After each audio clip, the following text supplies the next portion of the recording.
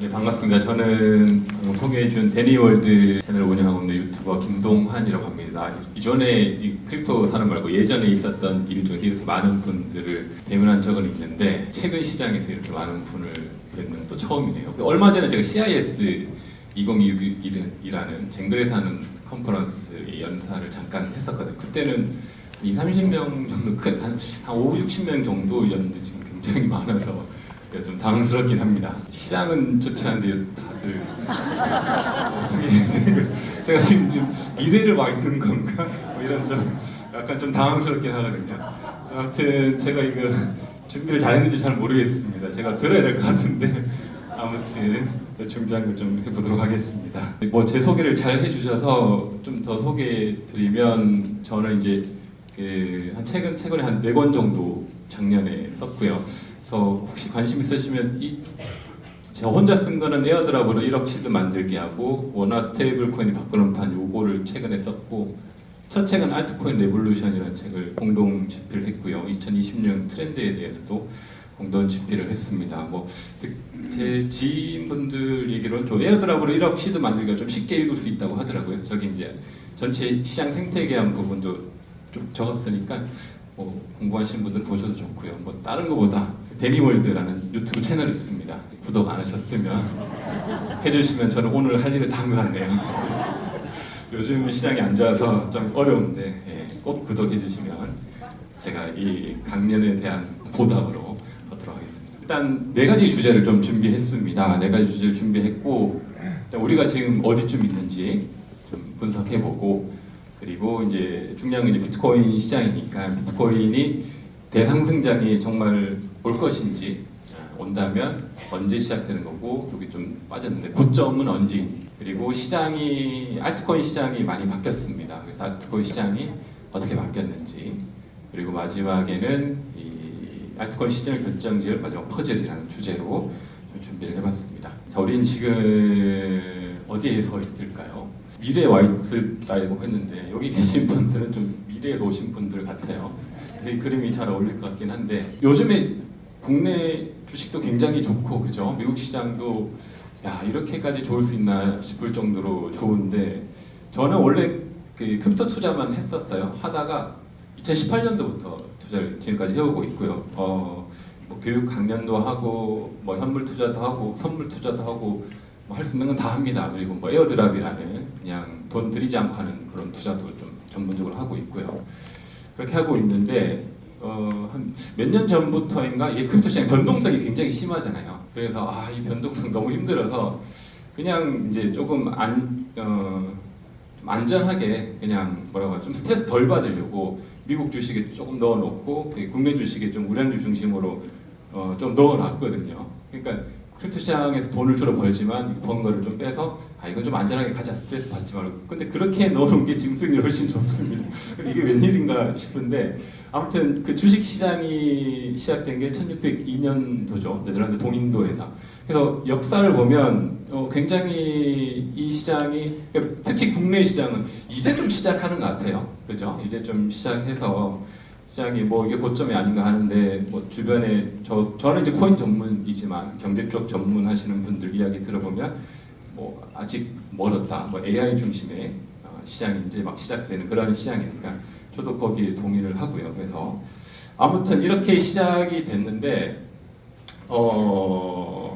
코인 시장은 좀 다르죠. 그래서 우리 이제 주식 시장은 이제 아무도 의심 없어요. 주식에 대해서 뭐 한국은 아직은 부족하지만 최근에 좀 많은 투자들이 많이 들어오고 있고 코인 시장은 거기에 비해서 훨씬 좀 멀리 있죠. 멀리 있는데 여기 계신 분들은 그런 것 같진 않지만 그래서 요 그림 하나 가져왔습니다. 여기가 강남인데 70년대 중후반이에요. 중후반의 강남의 모습인데 저 뒤에 있는 게 압구정 아파트입니다. 이때 이렇게 이 경험이 있으신 분들도 좀 많이 계신 것 같아요. 저는 사실 잘 몰라요. 이때 저는 태어나지도 않아가지고 이런 시절이 있었는지 그냥 그림으로만 알고 있습니다. 그래서 정확한 사실이 아닐 수도 있지만 제가 이때 제가 궁금한 건 이 그림 왜 가져왔냐면 이 농부분이 지금 땅을 갈고 있어요. 그죠? 이 어떤 생각을 하면서 갈고 있었을까요? 분명히 뒤에는 뭔가 아파트가 들어왔고 그죠? 뭐 그냥 강남이 논밭이었는데 왜 저기 아파트를 올라오지? 뭐 이런 생각도 했을 거고, 힘들게 하면서 나는 내 할 일 하면서 계속 이렇게 어떤 자기 일을 하고 있습니다. 근데 만약에 이 농부가 저 압구정 아파트를 보고 변화를 감지할 수 있잖아요. 뭔가 변화가 생겼잖아요. 그 변화를 보고 비록 논밭이 많지만 왜 저기 아파트가 들어왔을까라는 생각을 좀 진지하게 했더라면 어떻게 해서든지 자기 하는 일을 뭐 계속 하면서도 뭐 이 땅을 매입하든지 뭔가 이제 하지 않았을까요? 그렇게 했다면 지금 엄청 바뀌어 있겠죠. 근데 제가 볼 때는 이분이 과연 그랬을까? 이런 생각이 듭니다. 그래서 지금 크립토 시장이 이런 것 같습니다. 그래서 크립토 시장이 이제 뭐 제도권도 많이 만들어졌고 실제 저러한 압구정 아파트 같은 건물이 올라간 게 있어요. 근데 가끔 현실을 보면 때로는 이렇게 여전히 논밭에서 소를 갈아야 되는 전혀 변화가 없을 것 같은, 그래서 이대로 그냥 멈춰버릴 것 같은 그런 생각이 들기도 하고, 그런 의심을 가지고 있는 분들이 전체 세계 시장의 인구를 보면 훨씬 많은 것 같아요.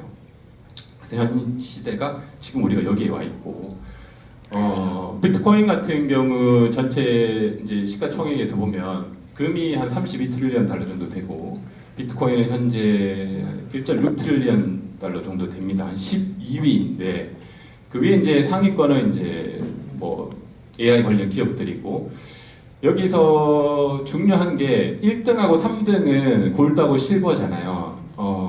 다른 이제 2등, 4등, 5등, 6등 여기 기업들은 앞으로 한 50년, 100년까지는 괜찮을 것 같긴 합니다.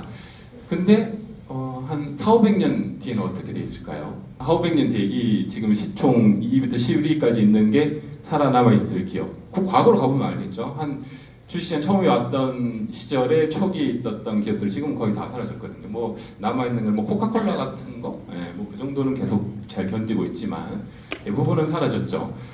그런 걸 보면 어쨌거나 이제 기업이라는 형태로 운영되는 것은 시간이 지나면 사라지고 또 새로운 기업이 생기고 하는데 금은 그렇지 않죠. 그래서 비트코인 같은 경우도 디지털 금으로서 제가 볼 때는 아직 갈 길이 많이 남았습니다. 결국에는 금시총을 넘을 거예요. 근데 거기에 비해서는 지금은 굉장히 좀 저평가되어 있는 구간이긴 하죠. 그래서 여기 특징들이 보면 2위부터 11위까지의 대부분의 기업들의 특징이 다 디지털 중심의 그러한 기업들이에요. 그러면 디지털 중심 사회에서 제일 중요로 하는 것은 결국 디지털 화폐가 될 텐데 그 핵심의 자산은 이제 비트코인이 될 거고요. 그거는 뭐 의심할 여지가 없습니다. 그래서 지금 우리가 한 어디쯤 와 있는지 보면 요 왼쪽에 있는 게 나스닥 종합지수고 90년대, 막 2000년대 한 이 정도. 근데 비트코인 차트가 지금 저기 위 오른쪽에 있거든요.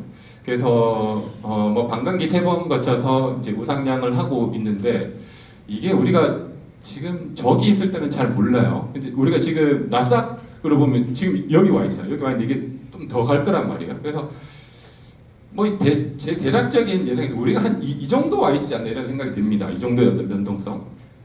미국 시장의 한 2000년대 그때 닷컴 버블 때 그 정도에서 이제 변동성이 있는 거죠. 그래서 지금의 이제 등락은 굉장히 있지만 결국에 이 과정을 거쳐서 지금과는 다른 굉장한 그 퍼포먼스를 시간이 지나면 보여줄 거예요.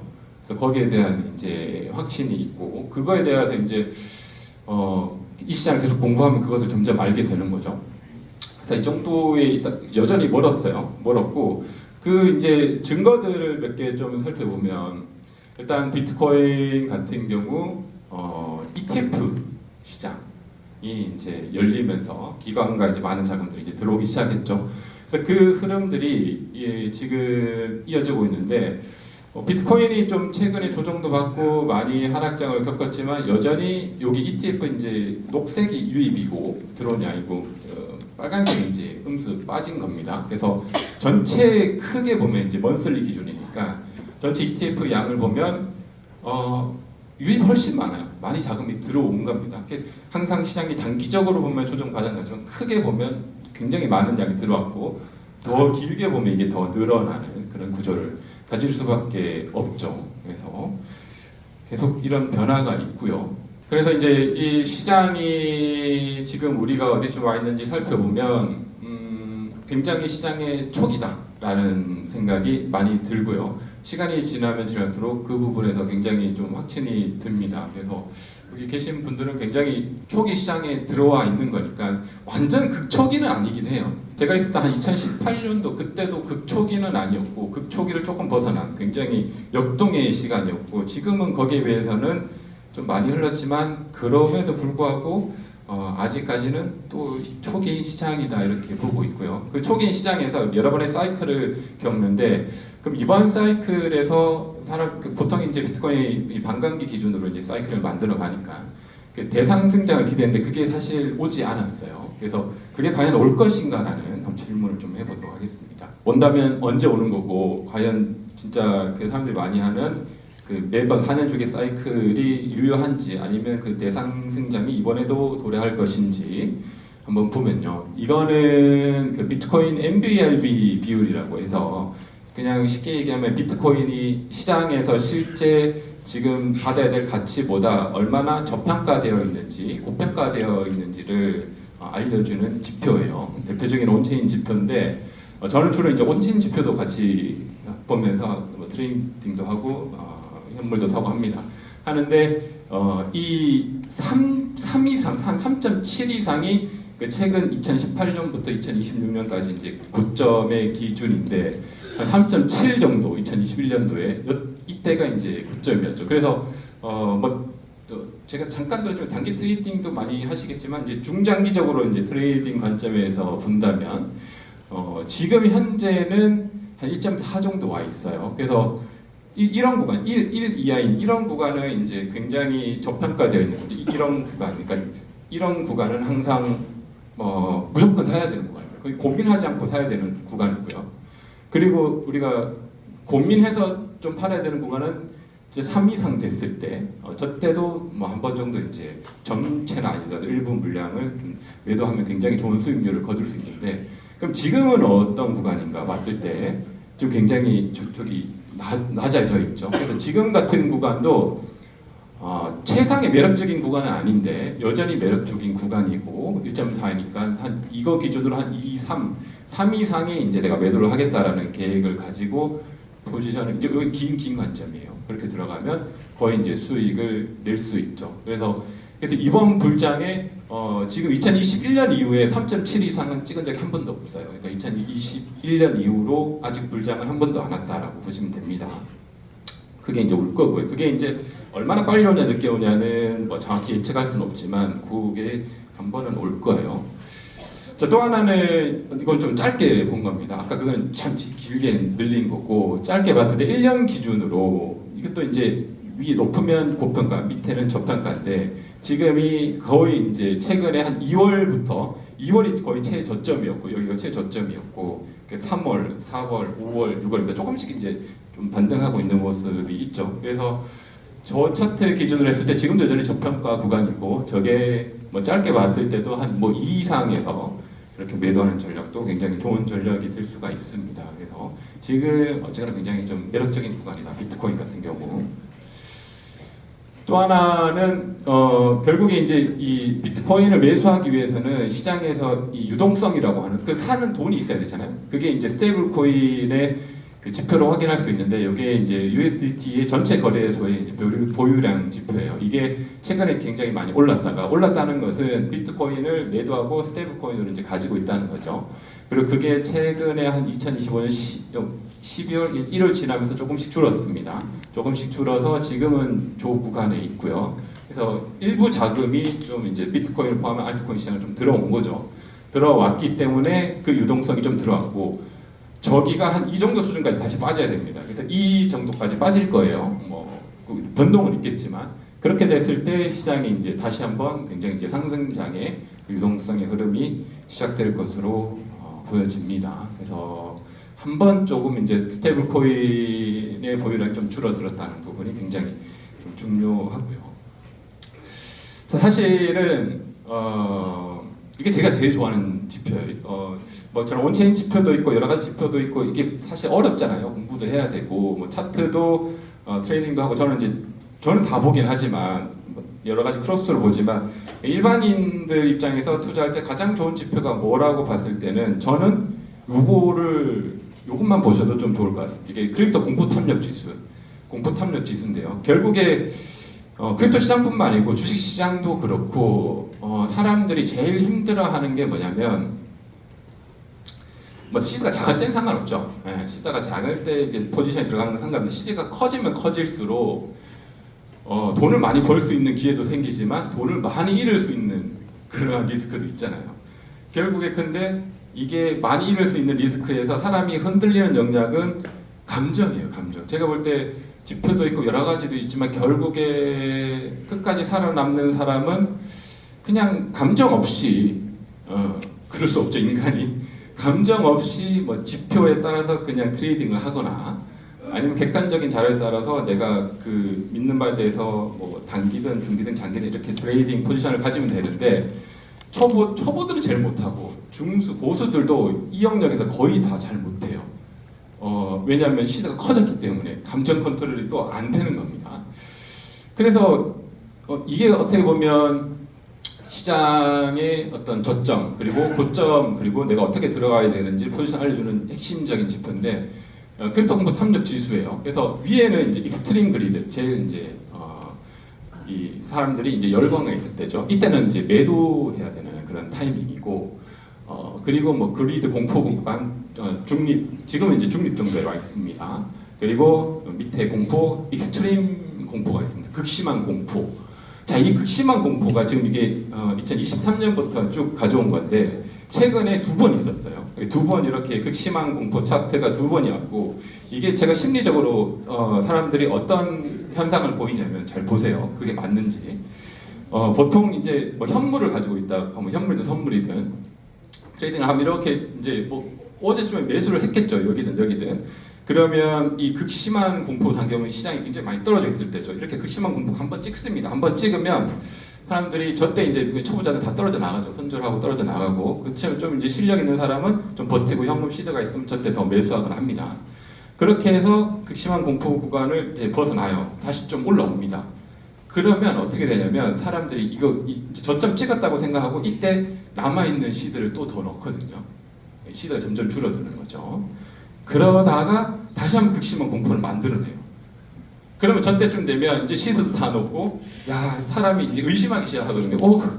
이쯤 우리가 여기서 모르는데 여기 와 있으면 진짜 대하락장인가 하면서 이제 이거라도 지켜야지 하면서 정리를 다 해버립니다. 아니면 뭐 버티는 사람도 있고 그래서 이 구간에 대부분 떨어져 나가요. 그러면 시장은 언제 그랬냐는 듯이 다시 이제 올라갑니다. 올라가서 이렇게 올라가는 그 특성을 보이고 있어요. 그리고 최근에도 보면 이 구간이죠. 최근에도 극심한 구간이 2개 굉장히 크게 만들어져 있어요. 그러니까 저는 이제 유튜버니까 그 유튜버의 장점은 시장의 이제 대중들의 심리를 가장 좀 잘 알 수 있습니다. 예. 장이 좋을 때는 제가 가끔 신이 돼 있습니다. 뭐. 괜히 다시 신 같은 경우는 맨날 욕 먹고 있습니다. 이 나쁜 놈들 욕을 엄청 먹어요. 예. 뭘 하면 계속 욕 먹습니다.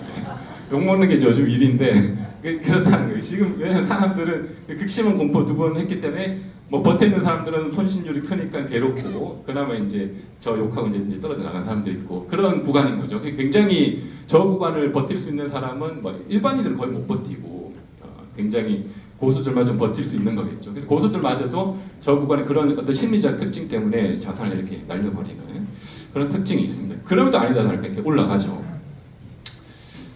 그런 특징이 있어서 지금이 그러니까 어떻게 보면 저 극심한 공포를 2번 만들었는 시장의 특성상 그런 이제 개미들 이런 걸 다 정리하고 그 상승으로 갈 수 있는 좋은 그 시장의 어떤 펀더멘털을 만들었다. 큰 자본가들이 이렇게 좀 차트를 볼 수 있습니다. 그래서 우리가 뭐 잘 모르겠으면 언제 그러니까 비트코인이라는 자산, 좀 좋은 우량주 자산은 이런 극심한 공포 구간에 그냥 좀 멘탈 잡고 강하게 매수를 하는 거죠. 해서 가지고 있으면 시장은 다시 오르게 돼 있습니다. 근데 대부분은 그 반대로 하죠. 자, 이거는 이제 그러면 대상성이 정말 올 것인가라는 대한 이제 질문이고요. 이거는 전체 시장에서 그 비트코인 선물 버블 차트라는 게 있습니다. 좀 비슷하긴 한데 비트코인에 대한 어떤 심리 지표하고 좀 엮여 있긴 해요. 선물 버블 차트가 뭐 중립, 쿨링, 히팅, 오버히팅인데 여기 보면 이 오버히팅이 이제 과열 구간 이렇게 큰 상승들이 이렇게 쭉 지속이 됐어요. 첫 번째. 그 두 번째 상승장도 굉장히 크게 이제 이렇게 만들었죠. 근데 2023년 이번에는 보시면 굉장히 크지가 않아요. 짧게 한 3번 정도 만들다가 지금 조정이 오고 뭐 이런 식으로 움직였거든요. 그래서 저는 좀 과거만큼 이렇게 길진 않겠지만 저는 좀 이제 오버히팅 단계, 과열 단계가 좀 지속되는, 사람들이 또 한번 광기까지는 아니더라도 어느 정도 그러한 열기에 휩싸이는 그런 시장이 한 번 정도 또 이번 사이클에 좀 도래할 것이다라고 보고 있습니다. 그래서 그 전 단계를 지금 준비하고 있는 것 같고요. 그 범위가 이제 과거보다 크진 않더라도 예상이 됩니다.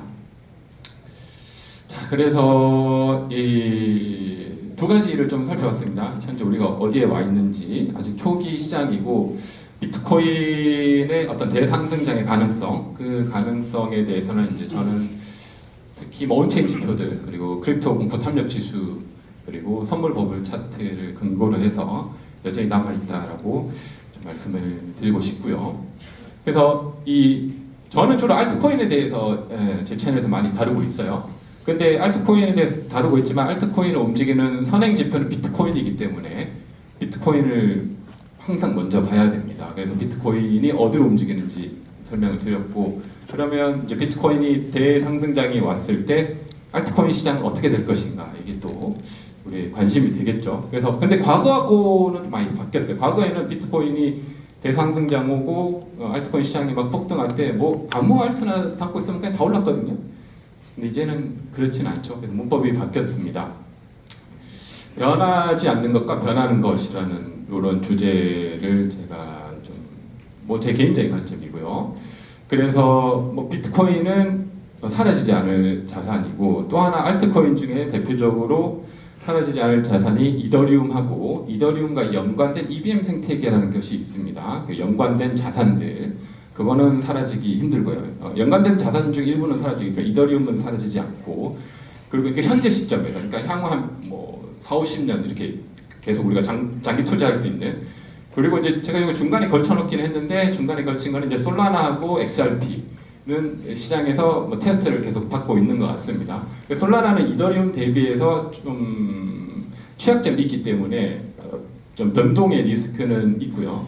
XRP 같은 경우는 이제는 거의 중장기 투자로 한 50년 정도 장기 투자할 수 있는 대상으로 좀 편입해도 되지 않나, 이런 생각을 개인적으로 가지고 있긴 합니다. 그래서 워낙 이제 많은 알트코인들이 시장에서 사라지고 또 생기고를 반복해서 제가 경험했기 때문에 좀 보수적인 관점이라고 보시면 될 것 같고요.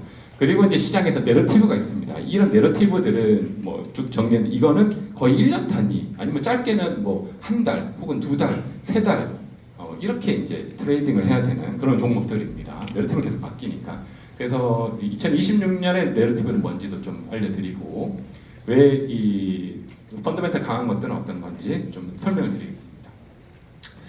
자, 이건 제가 이해하고 있는 이 시장에 대한 이해도인데, 뭐 제 개인적인 관점이니까, 크게 보면 시장에서 이게 시총 100위권에 있는 코인들이고, 왼쪽에 붙은 건 이제 비트코인 계열로 제가 묶었습니다. 이건 뭐냐면, 비트코인은 우리가 채굴기로 하는 비트코인이잖아요. 그래서 비트코인이라는 소스를 그대로 하드포크해서 비트코인과 똑같은 것들을 만들어낼 수 있거든요. 거기에는 이제 비트코인을 유지하는 핵심이 그 채산성, 채굴기 생태계예요.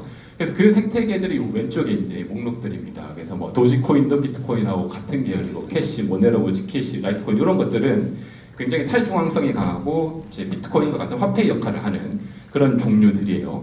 그리고 또 하나는 이제 금융 및 기타로 이제 여기 XRP, XRP 하드포크한 스텔라, 뭐 체인링크 이런 걸 넣었고, 요거는 이제 전통 금융하고 크립토하고 중간에 역할을 하는 좀 포지션이 좀 다른 영역이에요.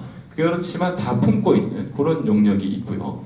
나머지는 이 오른쪽에는 대표적으로 우리가 이제 시장에서 지금 최근에 얘기하는 뭐 스테이블 코인, 뭐 RWA 시장, 이런 시장 이야기 많이 하잖아요. 그 시장을 하기 위해서는 이제 플랫폼이 핵심이 되는데, 그게 이더리움이 됩니다. 그래서 그런 이더리움이라는 플랫폼이 있고, 그거 대비해서 경쟁사들 이렇게 보시면 돼요. 그래서 경쟁사들 보면 여기 논 EBM, 뭐 저쪽에 EBM 했는데, 논 EBM은 뭐냐면 쉽게 얘기해서 여기 위에서도 다 똑같이 뭐 스테이블 코인, RWA 이런 걸 올릴 수 있는데, 사용자 입장 혹은 개발자 입장에서 우리가 안드로이드하고 아이폰 쓰잖아요. 그러면 안드로이드에 있는 그 앱이 아이폰에 없는 게 있죠. 그리고 아이폰에 있는 앱이 안드로이드에 없는 게 있어요. 그걸 하려면 두 개 다 만들어주든지 호환을 해야 되는데 그렇게 보면 됩니다. 그러니까 이더리움 위에 이제 앱이 있는데 그게 논 EVM, 그러니까 뭐 솔라나라든지 대표적으로 여기는 이제 호환이 안 돼요. 그래서 이더리움에서 잘 동작하는 게 솔라나에서 운영하게 하면 안 됩니다. 그러니까 또 독자적으로 개발해야 되니까 그런 거에 대한 이제 리스크나 이런 것들이 있겠죠. 거기 있는 대표적인 것들이고 오른쪽에 EVM 계열은 이더리움하고 똑같은 계열입니다. 그래서 대표적으로 뭐 트론 같은 거, 뭐 하이퍼리퀴드, 대표적으로 최근에 이제 퍼프덱스라고 탈중화된 거래에서 대표적인 덱스인데 이런 것들은 이더리움에 있는 그 어떤 앱들을 그대로 가져와서 똑같이 쓸 수 있어요. 그러니까 생태계 확장이 좀 더 유리하죠. 그런 좀 차이가 있다라고 보시면 되고요. 그래서 왼쪽에 있는 것들은 좀 사라질 수 있는 것들도 있고, 뭐 오른쪽에 있는 것들도 똑같이 사라질 수는 있는데 그러한 이제 시장의 차이가 있다 정도로 보시면 될 것 같습니다.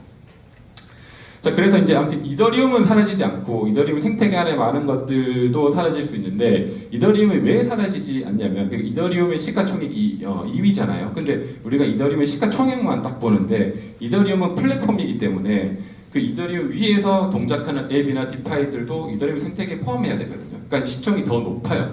실제 이더리움 시총보다. 무슨 말이냐면 물론 그걸 100%다 포함시킬 수 없겠죠. 여기 보시면 이게 시총 한 50위권에 있는 건데 여기 왼쪽에 있는 게 스테이블 코인들이죠. 그리고 거렌스 토큰들 있고 뭐 주요 이제 뎁들 그리고 뭐 레이어 2 있는데 여기에 있는 이 시가총액 50위권에 있는 대부분의 코인들이 어디에서 움직이냐면 이더리움 위에서 움직이는 거예요.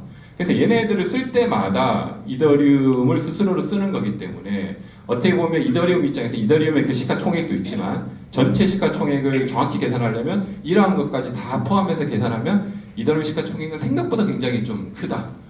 이렇게 볼 수 있습니다. 그래서 뭐 우리가 비트코인 도미넌스라고 하는데 비트코인 제한 알트코인 시가총액 하는데 거기에 많은 부분이 이더리움이 가지고 있다. 이렇게 보시면 돼요. 근데 이제 반면에 뭐 솔라나라든지 그런 것들은 좀 생태계가 적어요. 아직 앞으로도 뭐 크게 늘진 않을 거고. 그래서 보수적인 관점에서 본다면 뭐 비트코인하고 이더리움 정도는 굉장히 이제 롱텀으로 투자하기에 좋은 자산이다. 이렇게 볼 수 있습니다.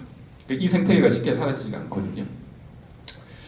자, 그래서 그 큰 그림에서 이 시장을 항상 주도하는 섹터가 있습니다. 계속 바뀌겠죠? 현재 시점입니다. 현재 시점에서 여기 볼륨의 크기가 이제 시장의 주도라고 보면 되고, 역시 제일 시장의 주도주는 이제 화폐, 자산, 결제, 비트코인이겠죠. 비트코인이 제일 크고, 그 다음에 XRP가 화폐 계열에서 두 번째로 큽니다. 그러니까 XRP 같은 경우는 알트코인 중에서 화폐 결제에서 핵심이 되는 제일 큰 시총이고 이게 두 개가 차이가 있어요.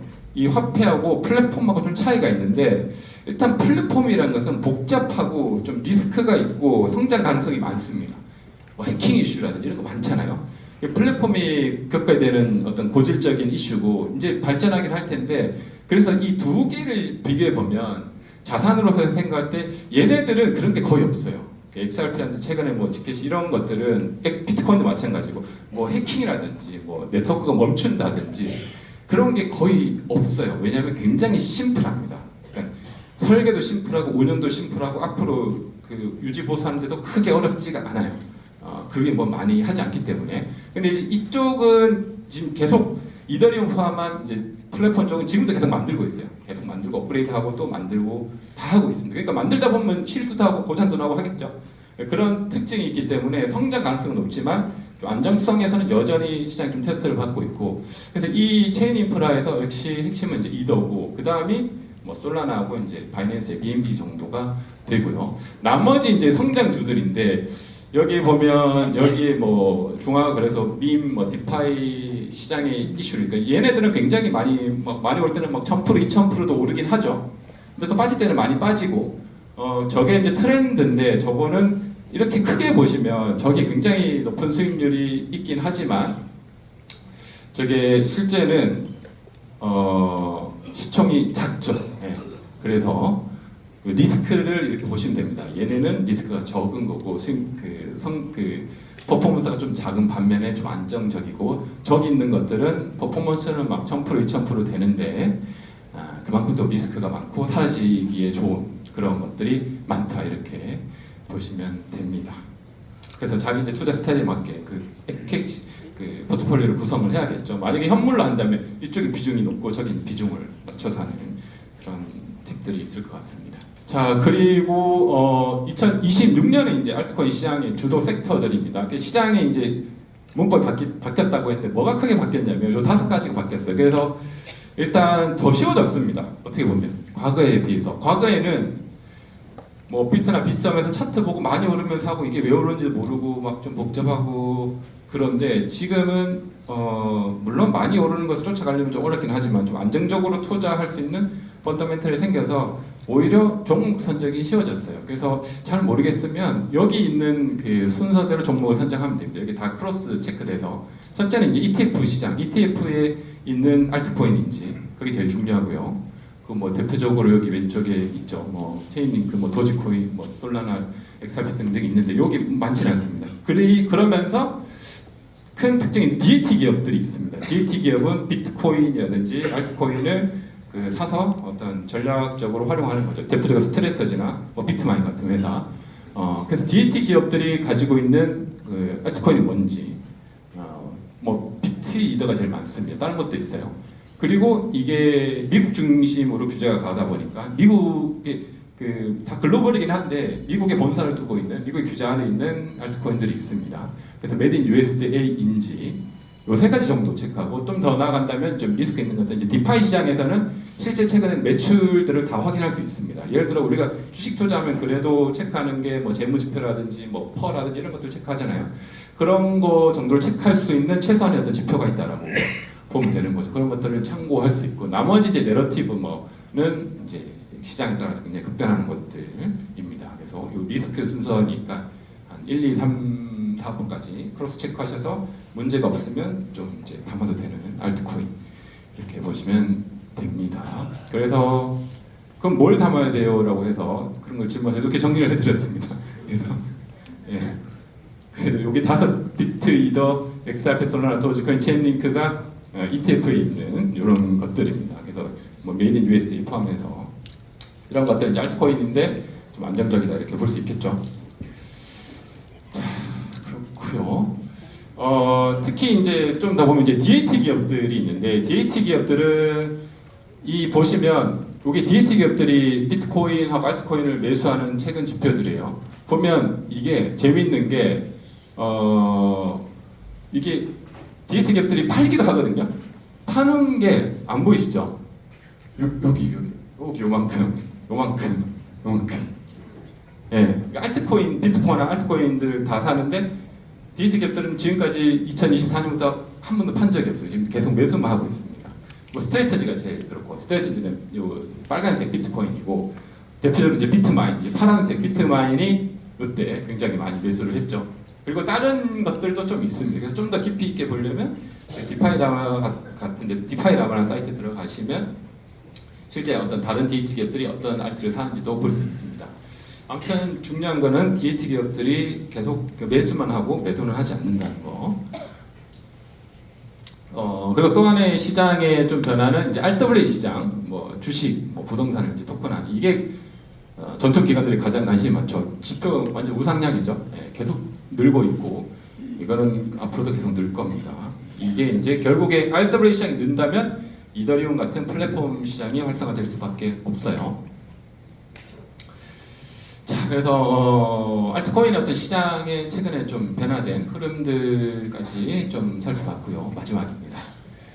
기다림의 끝. 알트코인 시즌을 결정질 마지막 퍼즐은 무엇일까? 그러면 뭐 언제 들어가고 언제 우리가 빠지면 좋을까? 이런 이제 좀 직접적인 질문들을 해봐야겠죠.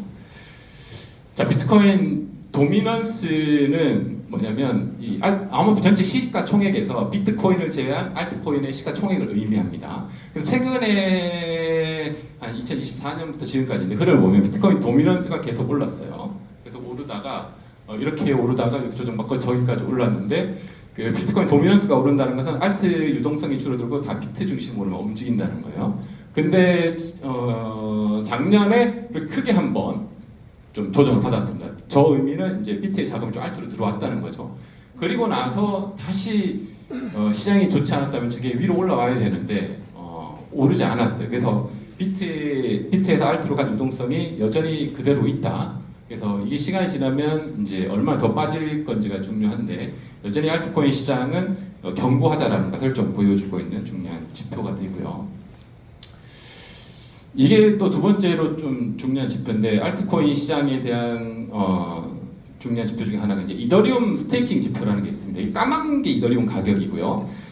파란색이 이더리움 스테이킹 지표인데 이더리움 스테이킹은 뭐냐면 이더리움의 32개의 이더를 예치를 하면 이더리움을 보상으로 받을 수 있습니다. 그래서 이더리움 채굴 뭐 POS라고 하죠. 그래서 32개를 넣으면 그렇게 되는데 문제는 32개를 이더를 넣으면 짧게는 일주일, 길게는 한 달 정도 찾지를 못해요. 그 검증 역할을 하느라고. 그래서 뭐 기관이라든지 좀 돈이 많은 사람들이 이 스테이킹을 예치했다는 의미는 장기간, 그러니까 짧게는 일주일, 길게는 한 달 정도 안 찾겠다는 의미죠. 최소한 한 달은 장기 홀더 하겠다는 의미인데 그 비중이 지금 시장이 안 좋았지만 계속 늘고 있습니다. 역대 최고고 가격과 반대로 움직이죠. 이 지표에는 아마 비트마인의 역할이 가장 컸을 것 같긴 해요. 비트마인이 이더리움 사면서 스테이킹 물량을 계속 늘리고 있거든요. 그게 가장 긍정적으로 영향을 미쳤고 그거 말고도 이제 다른 검증인들도 늘리고 있습니다. 그러니까 이더리움 장기 홀더들은 기관들은 계속 그냥 누적해서 보유하고 스테이킹하고 있다라는 거죠. 그래서 시간이 지나면 반영이 될 겁니다. 가격이 아직은 가격은 이제 반대 흐름을 보여주고 있고요. 이거는 이제 알트코인 투자할 때 그냥 누구나 쉽게 볼 수 있는 대표적인 지표입니다. 알트코인 시즌 인덱스라고 하는 건데요. 한 번씩 체크해 보시면 좋고 지금 어느 정도 와 있는지 이제 25 기준 이하면 비트코인 시즌이고 알트코인이 이제 거의 망한 시장 그리고 75 이상은 알트코인 이제 불장 시장 이렇게 보면 됩니다. 그래서 작년 11월에 잠깐 알트코인 시즌 찍었다가 내려왔어요. 약간 제대로 안 온 거죠. 그리고 지금은 뭐 한 35 정도의 이제 흐름을 보여주고 있습니다. 만약에 저기 찍고 이게 비트코인 시즌까지 왔으면 좀 알트코인 시장 좀 위험한데 이렇게 볼 수 있는데 물론 전반적으로 많이 좀 조정받긴 했지만 도미넌스도 그렇고 이 알트코인 시즌 인덱스도 그렇고 그래도 괜찮다, 잘 버티고 있다는 걸 보여주고 있습니다. 그래서 트레이딩 한다면 요때 들어가서 제일 좋을 때는 비트코인 시즌 때 알트코인 사는 거고 팔 때는 이제 알트코인 시즌 75 넘었을 때 매도하는 전략이 굉장히 유효하게 활용할 수 있는 누구나 활용할 수 있는 좋은 지표입니다. 그래서 그 알트코인 시즌 인덱스의 최근 흐름이에요. 최근에 좀 많은 변화가 있습니다. 그래서 100개 코인들, 그러니까 90일간에 알트코인 시즌 인덱스가 뭐냐면 90일 기준으로 해서 비트코인보다 상위에 50개 혹은 100개의 코인이 비트코인보다 90일 동안 성장률이 좋을 때 그때가 알트코인 시즌이거든요. 그래서 비트코인은 지금 90일 기준에 20% 정도 올랐고요. 알트코인의 이제 지금 위에 내러티브는 이제 AI 중심인데 많이 오른 것도 뭐 1,500%, 1,000% 이런 것들이 있죠. 그러니까 이렇게 많이 오른 게 있다는 것은 여전히 그 작은 유동성에서는 움직이고 있는 시장이 많다는 거고 최근에 굉장히 많은 코인들이 좀 상승으로 좀 전환이 됐습니다. 그래서 많이 움직이고 있고 비트 중심으로 아래에 이제 수익률이 적은 알트코인들이 굉장히 많이 줄어들었어요. 그래서 좀 최근 유동성이 알트코인에 많이 들어오고 있음을 보여주고 있습니다. 자, 그래서 여기까지가 제가 준비한 거고요. 시간이 좀 많이 됐는데 마지막으로 한번 요것만 좀 정리하고 마치도록 하겠습니다. 일단 지금 우리가 어디에 와 있는지에 대해서는 압구정, 강남 압구정 아파트 그림을 여러분들 기억해 주시면 좋을 것 같고 아직 시장의 초기다라는 거고요. 그리고 비트코인 대상승장의 시그널은 비트코인 선물 보고 차트, 일토 공포 탐욕 지수를 근거로 해서 여전히 그 대상승장에 그것이 오지 않았다. 그래서 올 가능성의 확률이 더 높다라는 부분. 시장이 또 바뀌었습니다. 알트코인이. 그래서 이더리움 중심의 어떤 패권 시장이 좀 안착을 했고 그 중심으로 변할 거고 그리고 주도주 위주로 뭐 ETF라든지 미국 중심으로 RWA 시장 이런 중심으로 좀 움직임이 변했다라는 거. 마지막에는 우리가 이제 알트코인을 투자할 때 알트코인 시즌 인덱스 75 이상 넘어서 좀 한참 좋을 때 그때 매도하면 고전에 이제 샀다가 그때쯤 매도하면 좋은 수익률을 거둘 수 있다. 이렇게 말씀을 드리겠습니다. 아무튼 긴 시간 들어주셔서 감사합니다.